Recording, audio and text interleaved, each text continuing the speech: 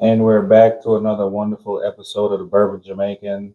Today we have the Penelope French Oak, and we're going to mesh them up with the Maker's 46 French Oak with Penelope. There's quite a variety of these. On the back, it shows like the mash or the staves and oak that they use in order to get the flavor or the signature taste that they're requiring for each bottle.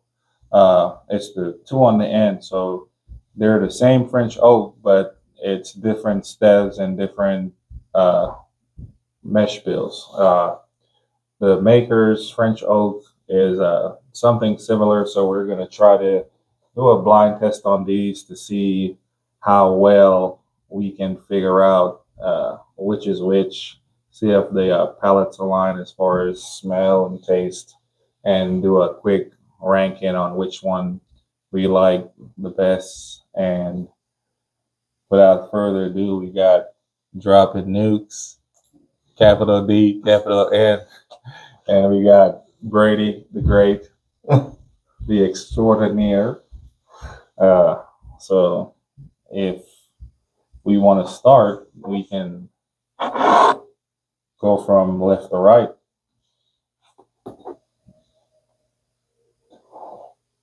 Got like a really creamy vanilla nose. Yeah, a hint of citrus. You remember them cream savers as a kid? You go to church, grandma always had you a little strawberry cream saver. Yeah. That's what it smells like. It doesn't smell like strawberry, but Wow. This one is good. I think this is the one I had the other day. Tastes pretty good. It's very citrusy, has like a floral note to it, and then it's creamy. I was not expecting that floral note. It really threw me off. Both of the Penelopes are 104 proof in 4 years. The Makers is non-age stated. They age it to a certain profile, and then it's 110 proof. So they're all within 6 proof. I don't think any of these are going to be like, wow, that's definitely higher proof than the rest. Yeah. that one didn't drink at 100 proof, in my opinion. Yeah, Give or take. I'd be interested to see how the rest vary, honestly, because that one I was not expecting that taste based off the nose. All right, so on to glass number 2. Smells darker. Does smell darker. It's got like a sawdusty nose to it also.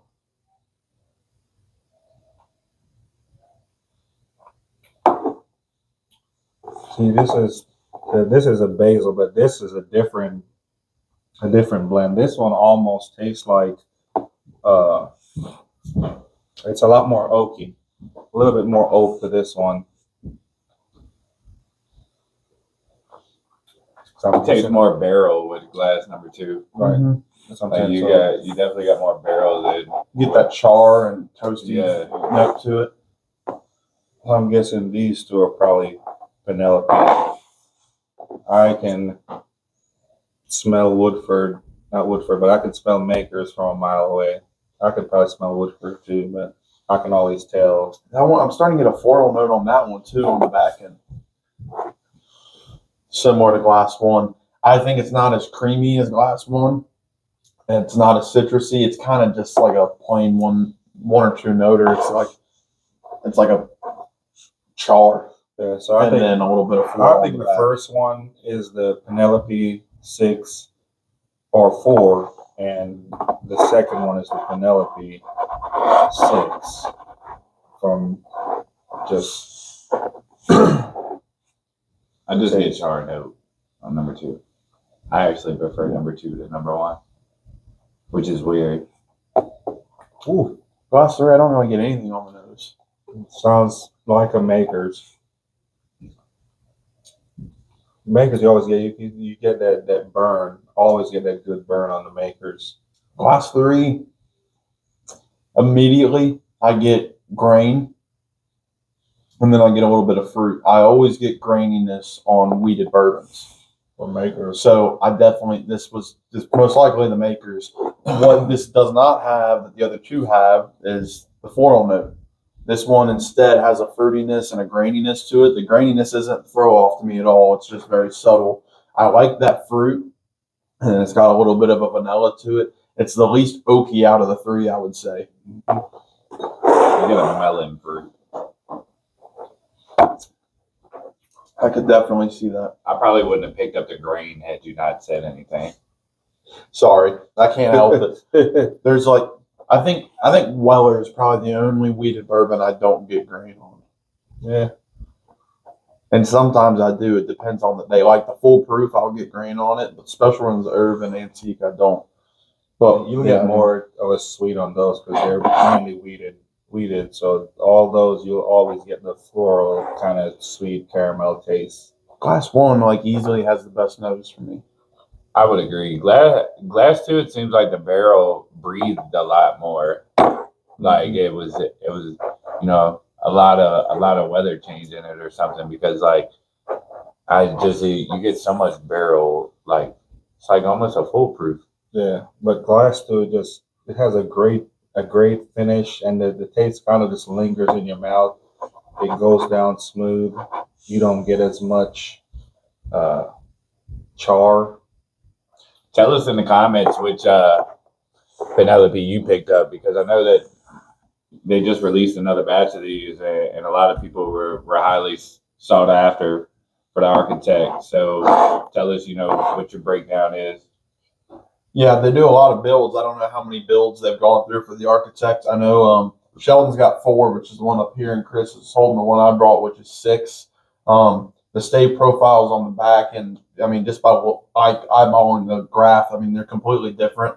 They taste completely different. Yeah. All 3 of these taste completely different. It's really just a preference. I mean, anybody could sit down and taste these 3 and pick something different than the other person. It's completely preference. It wouldn't surprise me at all if all 3 of us picked different favorites here.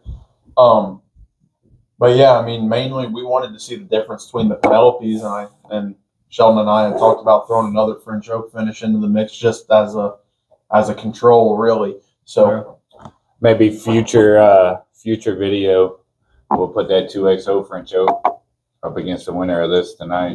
Yeah, when it comes out in January or February. Yep. Yeah, that would be awesome. That's probably going to be killer. Yeah, I'm looking forward to it. I don't know about y'all, but I think I've got a ranking. Yeah, so let's take some time and deliberate, and we will kind of come back and give you our thoughts. All right, so after a brief deliberation, I think we've had our picks from, I guess we'll start from least to most favorite.